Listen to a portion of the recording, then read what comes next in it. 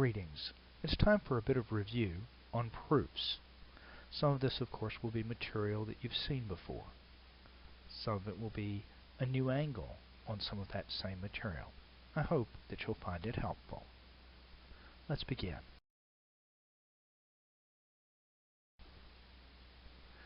Starting with the idea of validity. Of course, we know how to use truth tables in order to demonstrate validity. For example, for this one, for E if and only if G, then H, and not H, therefore not E or not G. Now, you can use the truth table, as we've got it right here, and you can demonstrate the validity by looking for the premises where all the premises are true and seeing if the conclusion is true also. You see that in both cases it is. Those are the highlighted portions. And that shows, as well as anything could show, that that argument is valid. There's a problem, though, with it. And the problem is, truth tables are clunky. Actually, they have several problems, several related problems that add up to their clunkiness. First, it takes a good bit of time to construct them. You have to be very careful about putting T's and F's in the right places and making sure that you've got them right. And it's time-consuming and boring and not very intuitive. Second, it takes time to interpret them. That one was pretty easy, partly because there were only 3 variables in it, and also partly because I highlighted the ones that you needed to look at to see if it was valid. But if you're just looking, it may be harder. It may be harder to figure out what exactly do you have to look at. A third reason is it takes time to explain them to anyone else. Anybody who isn't familiar with them or who doesn't understand what a truth table is, showing them a truth table isn't going to convince them that the argument is valid. You have to explain how it covers all possibilities, and that's why when every time the premises are true, the conclusion is true, that shows that the argument you're looking at is valid. That's a lot of explanation to go into with somebody who hasn't come across or hasn't followed or studied truth tables for themselves. And here's a fourth reason. It doesn't track with the way we intuitively approach arguments. When I think about an argument, when I see an argument, I don't just automatically visualize its truth table. I can construct the truth table, but what I see, how I approach it, is not just instantly in the form of a truth table. The thing is, a truth table is kind of like a snapshot of a complete argument. Everything in it is going on at the same time. It's not divided up into little pieces where you can say, this is what the argument is doing. It starts here and it goes there. It just gives you all of it all at once.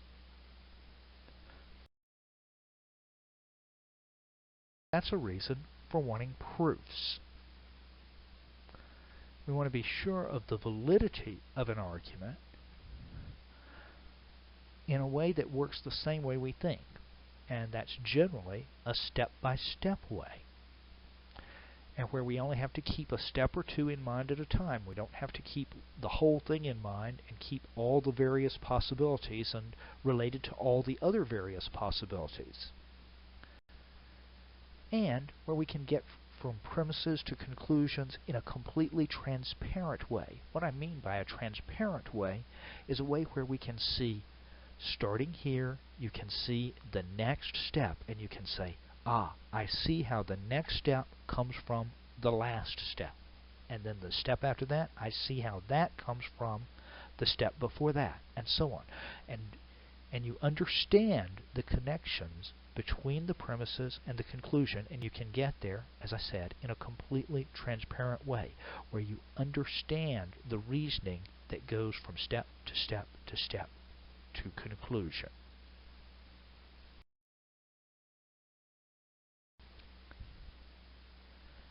Now, when you start thinking about proofs, you've got to start thinking in terms of rules.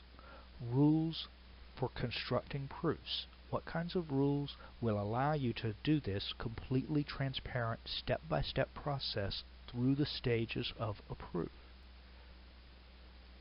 In principle, you don't need many rules. In fact, I think it's possible to actually do it with only 2. Now, we're not even going to try something like that. But there's a problem if you keep the rules down to a minimum. The fewer rules you have, the more complicated the proofs get. If you do it with only 2 rules, you end up with lots and lots of very, very long proofs. On the other hand, the more you simplify the proofs, if you get it down to short and easy proofs so that you don't have to deal with these very long, very complicated, very hard to follow proofs, then you need more rules. So the more you simplify the proofs, the more rules you're going to have to remember to work with those simpler proofs. That suggests that what we want to do is compromise. And for our purposes, at this point, we're going to manage with 8 basic rules. Now, this is not enough for all arguments. It's not enough for all arguments that are valid according to the truth table. Nevertheless, it's enough to handle a great many arguments and to handle them fairly quickly, fairly straightforwardly, without the proofs getting too complicated or getting out of hand. So that's what we're going to do. Now, I'm going to talk about some of these rules. In fact, I'm going to talk about every one of them and give you examples of how they work.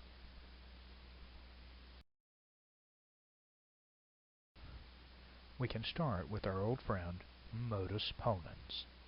As you remember, it goes, if A then B, A, therefore B, where A and B represent any well-formed formulas. And for any well-formed formulas that you stick in, that will work. For example, if grass is green, the sky is blue. Grass is green, so the sky is blue. And you symbolize that with something like this. Premise, if G then S, G, conclusion, S. And you mark it, annotate it like this. 1, 2, MP for modus ponens. That tells you where you got it from and what rule you're using.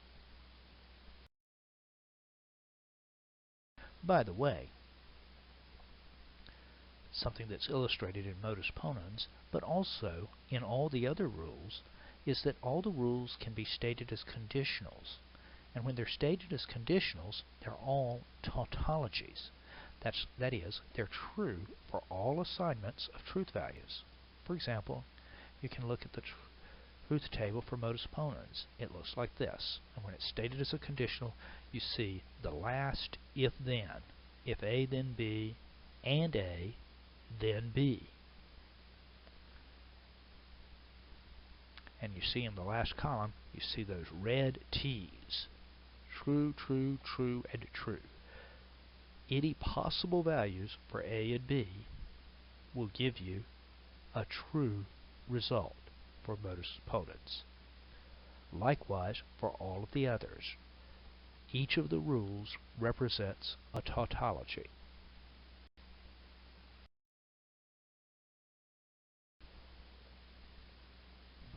Now we can try modus tollens.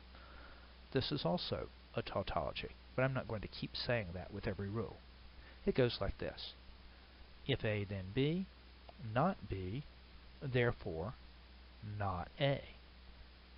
If grass is blue, the sky is orange. The sky is not orange, so grass is not blue. Another valid argument. Or, if B then O, not O, therefore not B. And you annotate it like this. MT on the end of the sentence representing modus tollens, and 1, 2 representing the line numbers that you get that from, the line numbers that you operate on with modus tollens rule.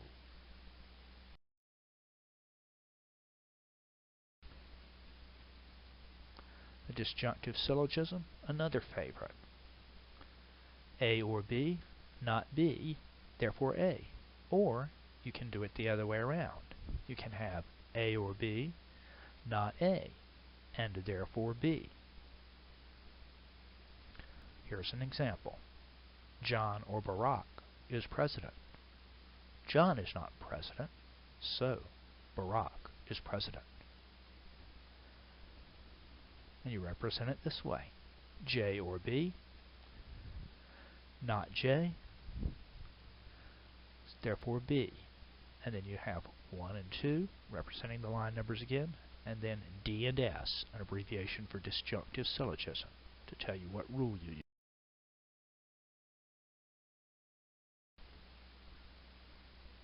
Then there's simplification. Simplification is pretty straightforward. A and B, therefore A. Or A and B, therefore B. Basically, it tells you that whenever you've got a conjunction, you can take it apart. You can use the elements, the conjuncts of the conjunction, and you can use them separately. Jane went to the party, and George went to the party. So, George went to the party. Or, like this, J and G, G. And then you only need one line number, namely 1 in this case, and an abbreviation for simplification. Whenever you've got a conjunction, you can do this. You can take one of the conjuncts out of it and maybe use it by itself for something.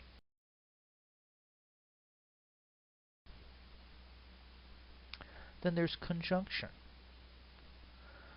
Suppose you've got two different premises. You've got A and you've got B. Remember that these stand for any well-formed formulas.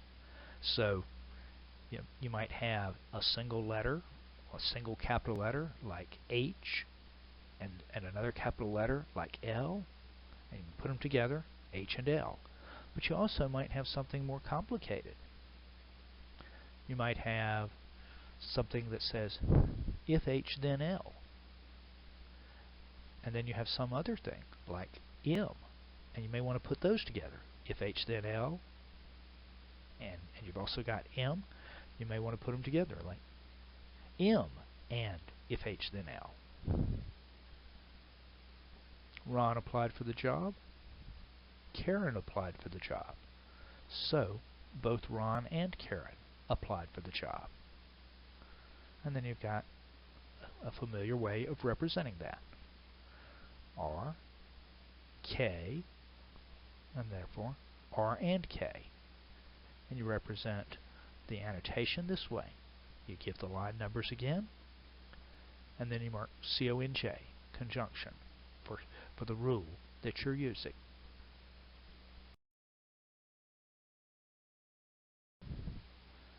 Now let's try the hypothetical syllogism. That goes, if A then B, if B then C, therefore, if A then C. If Jupiter is the largest planet, it is bigger than the Earth. If Jupiter is bigger than the Earth, it is bigger than the Moon. So, if Jupiter is the largest planet, it is bigger than the Moon. Or, we can put it like this. If J, then E. If E, then M. Therefore, if J, then M. And again, you put the line numbers, and you put an abbreviation, in this case HS, to show that you're using the hypothetical syllogism rule.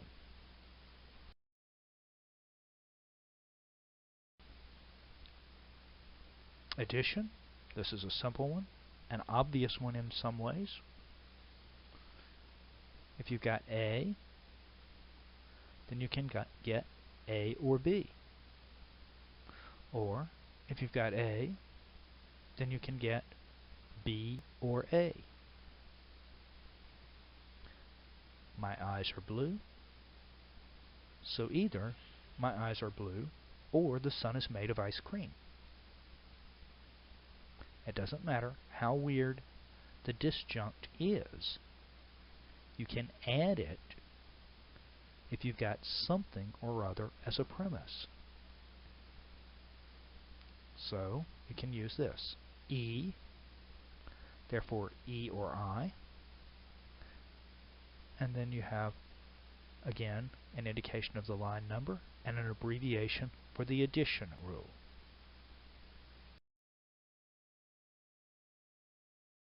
And now we're ready to look at the last of the 8 rules that we're going to use. This is constructive dilemma. This one is a little bit more complicated, and sometimes it's a little bit harder to see the parts of it in a problem that you're presented with. So it's worth getting familiar with. But the basic parts go like this. Either A or B. If A, then C. If B, then D. Therefore, C or D. If you just think through it, you'll see why that has to be right. But let's try an example. Either water is wet or ice is hot. If water is wet, it quenches thirst. If ice is hot, it belongs in cold coffee. So, either water quenches thirst or ice belongs in cold coffee. And we can represent that this way. W or H. If W, then Q. If H, then C. Therefore, Q or C. And in this case, you need 3 line numbers when you've got a constructive dilemma. In this case, obviously, 1, 2, and 3, before you have the abbreviation CD for constructive dilemma. Again, this is one that's worth spending a little time on and getting familiar with, because you will see it several times, and it's not always easy to pick it out when you've got to look at 3 separate lines to realize that there's a constructive dilemma in the making.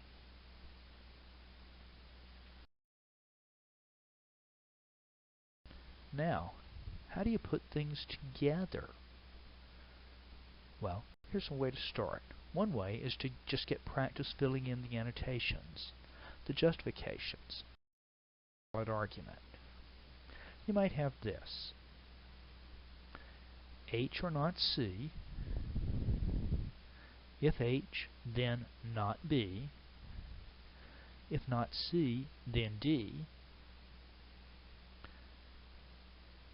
If not B or D, then K and J. Therefore, J. You have a set of premises, 4 premises, and the conclusion is J. And then you might have given to you the argument that goes from those premises to the conclusion, like this. Not B or D, K and J, therefore J. And your job, when you're given a problem like this, is to fill in the annotations, to say what rules are needed to get these conclusions. Where could you get not B or D? A look around may suggest that you could find, well, we were just talking about constructive dilemmas, and it sure looks like if you're looking at lines 1, 2, and 3, well, there's H or not C, and then 2 is a conditional beginning with H, and 3 is a conditional beginning with not C, and then the consequence of those are not B and D. I think we have a constructive dilemma on our hands. And so, we mark 5, 1, 2, 3, CD. Now that we've got that, I think we've got the materials for a modus ponens. We can use that line 5, together with line 4 and modus ponens, and that's going to give us k and j. And what we're supposed to derive, the conclusion, well, that's going to be just j, and that we can get with simplification from line 6. Now, I've just gone through one of these. It will pay you. It is worth your time for getting familiar with these rules and for getting familiar with spotting them to go through all of the examples, all of the exercises that give you chances of doing just this. Annotating various arguments, because the more you do it, the more it'll stick in your mind, the more the patterns will stick in your mind, and that's what you need to do.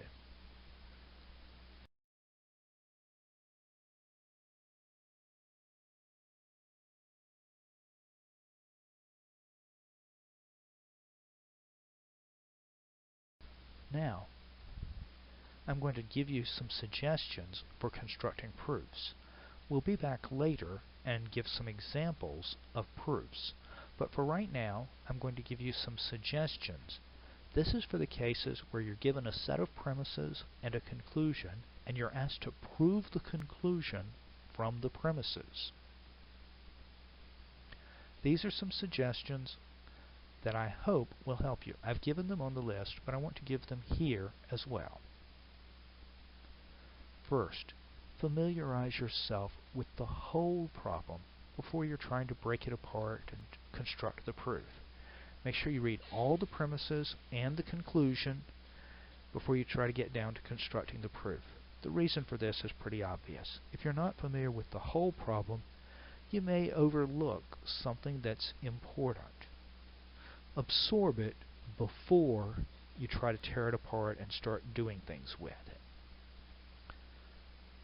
There's a story, I had a student remind me of it, and in fact I remember taking one of these a long time ago. There's a story about a test that was passed out in a class, and here's the way it worked. It said right at the beginning, at the top of the page, it said, and maybe it was also in instructions that the teacher gave out to the class, said, read the entire test carefully before beginning. And if you read the entire test carefully, you would discover that somewhere along the way it gave you instructions saying, for a perfect score, sign your name on the paper, do nothing else, and turn it in. Of course, the vast majority of the people in the class would not read it carefully, even though that was the instruction, and they would spend time trying to fill in all the little questions on the test, and they wouldn't get a good score. Anybody who actually read all the instructions, went all the way through it, would see that all they had to do was sign their name to the paper. That's a kind of an analogy. Make sure you've looked at the whole problem. Looking at the whole problem may give you the answer. It'll certainly give you all the pieces of the answer.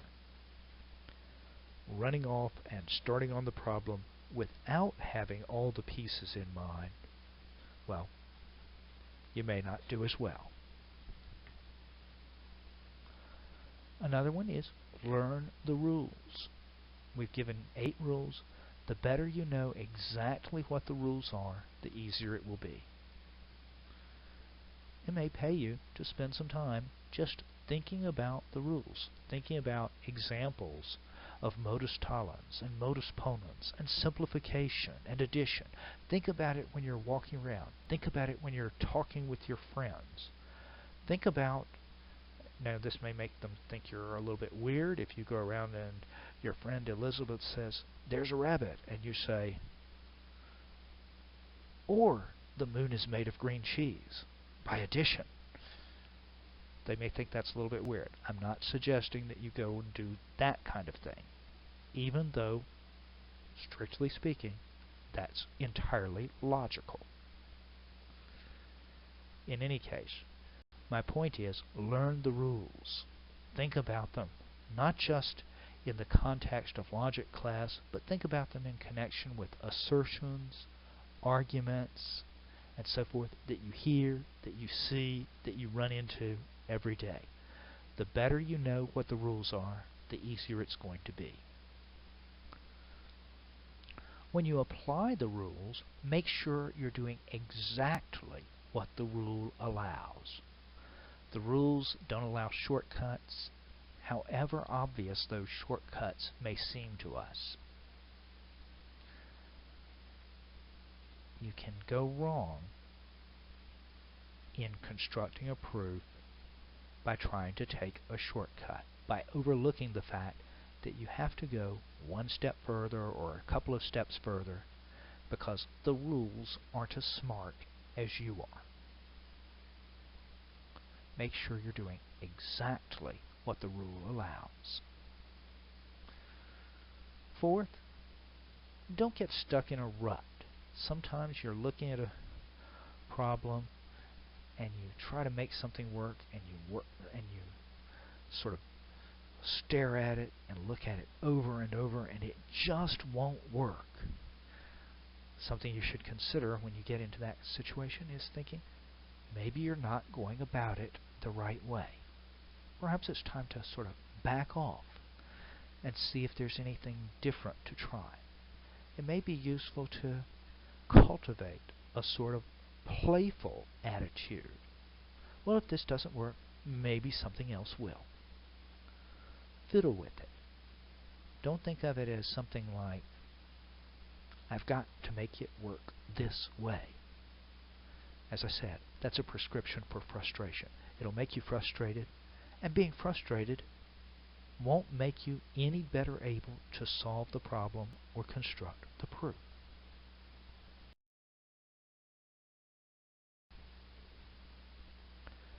And here's some more suggestions.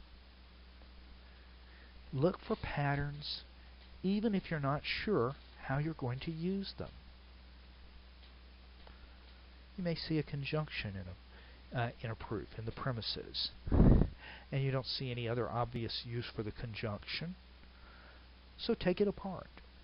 Pull it apart and say, oh, here's a conjunction. Maybe I can do something with one or the other, or both of the conjuncts. Look for patterns. You see the components of a modus tollens? Go ahead and draw the conclusion, and so on.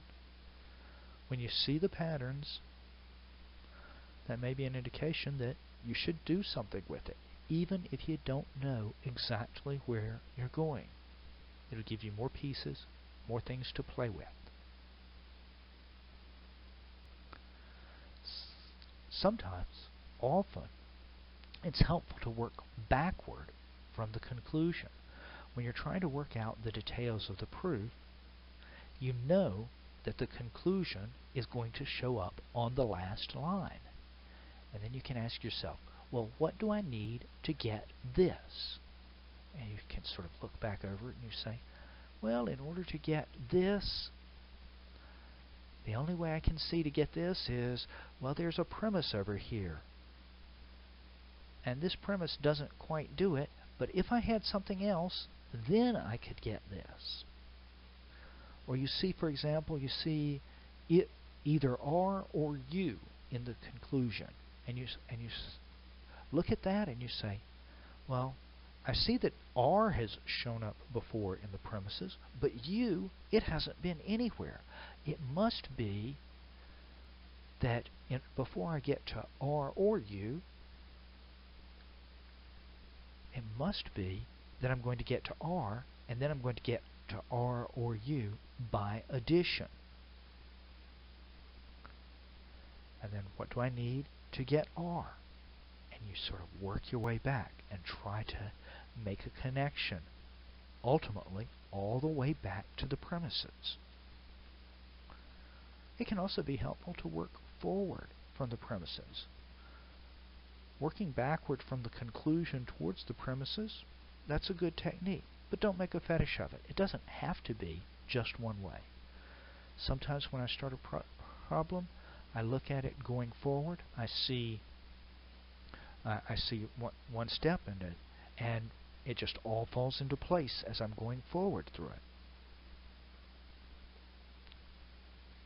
You can do that too. It may be helpful to work forward from the premises. The final solution may require you to do some work in both directions. You might start going backward from the conclusion and make a little progress, but you don't get all the way to the premises. Then you spend another look at the premises, and that might suggest some way forward that connects with something that you have gotten. You may end up going both ways, not just one. And if nothing else helps, if you spend time looking at it and you can't get there from the conclusion, working backward from the conclusion, you can't get there going forward from the premises, it may be time just to set the problem aside. Look at something else. Give yourself a chance to sort of turn off the racing cognitive engines in your mind and think about something else for a moment. Look at a completely different problem and then come back to it. Sometimes a fresh look reveals a solution that seemed completely invisible when you were working on the problem a few moments or a few minutes earlier.